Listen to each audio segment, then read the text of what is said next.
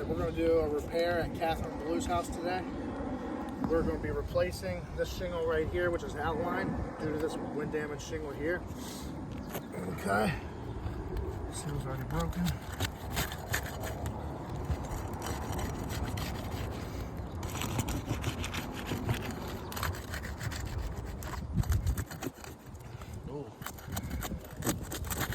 So we are getting some matting transfer. I can feel it. So if you want to look here, it's actually really bad. Okay, and then I also felt it on this one pretty bad too. As you can see, it's a lot of matting transfer. I'm going as slow as I can. These shingles are pretty rotted back here.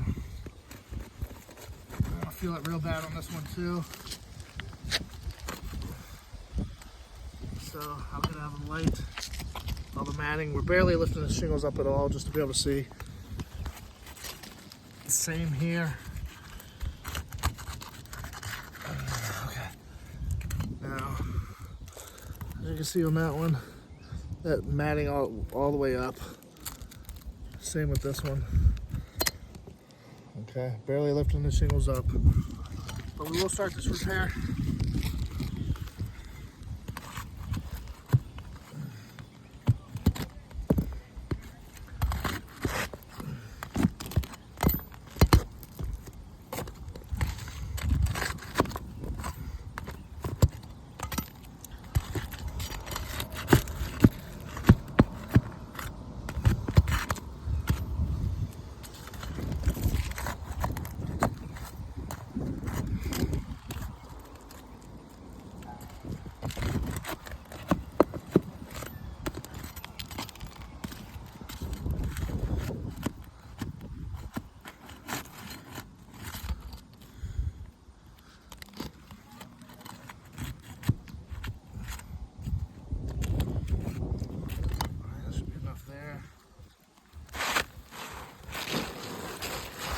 The shingle as well, just for purposes.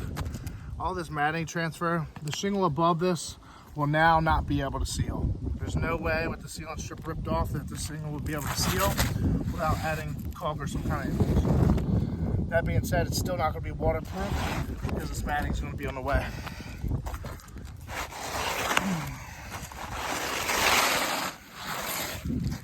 Show this underneath too. Yep, matting transfer as well.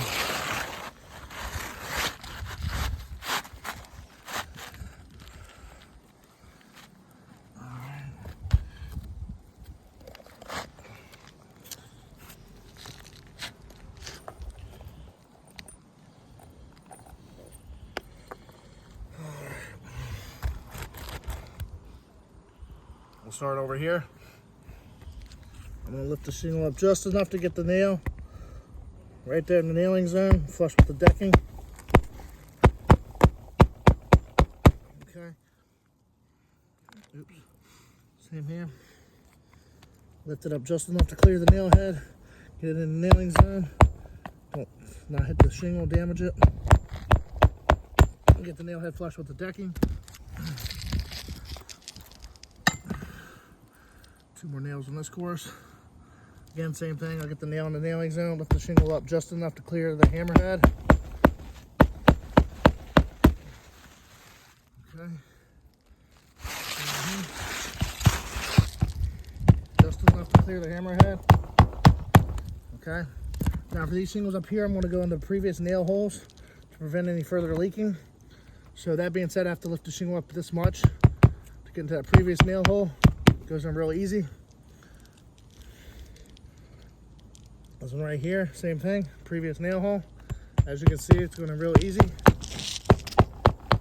Okay.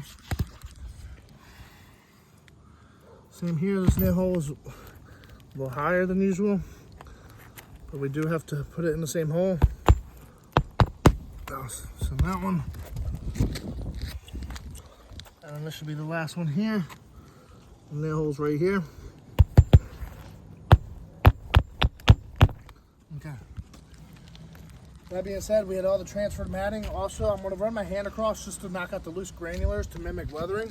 Just very lightly. Very lightly.